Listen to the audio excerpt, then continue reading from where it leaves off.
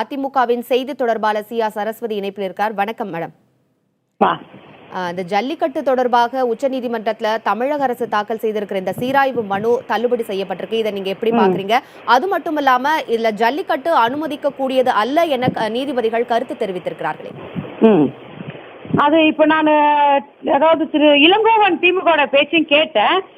ஒண்ணு, இந்த திமுக எனக்கு புரியல, எல்லாத்துக்குமே அண்ணா திமுக குறை சொல்றத ஒரு வாடிக்கையா திராவிட முன்னேற்ற கழகம் வச்சிருக்காங்க.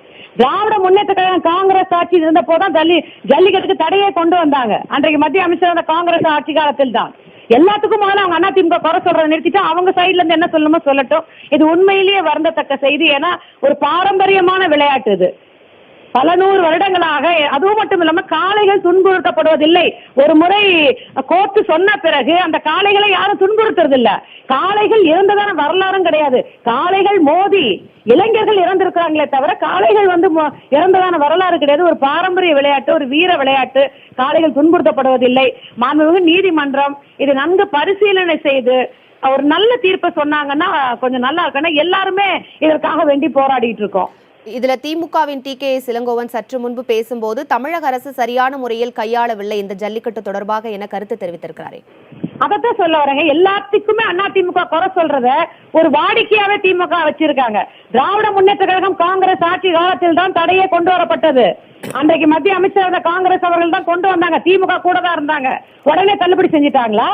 அவர்கள் வாதாடினார்களா? அது தள்ளுபடி செய்வதற்கான உரிய நடவடிக்கையை திராவிட முன்னேற்ற கழகம் எடுத்தார்களா? எல்லாத்துக்குமே அதிமுக கோடிட்டு காட்டுவதும் அதிமுக குறைவே. நான் கேட்கறேன், மீத்தேன் எரிவாயு திட்டத்தை இன்னைக்கு ரத்து பண்ணிருக்கணும். எங்க போராட்டம்? அடுத்த கட்டமா தமிழக அரசு என்ன செய்ய போகிறது? வரும் பொங்கல் பண்டிகையில் ஜல்லிக்கட்டு நடைபெற வாய்ப்பு இருக்குமா?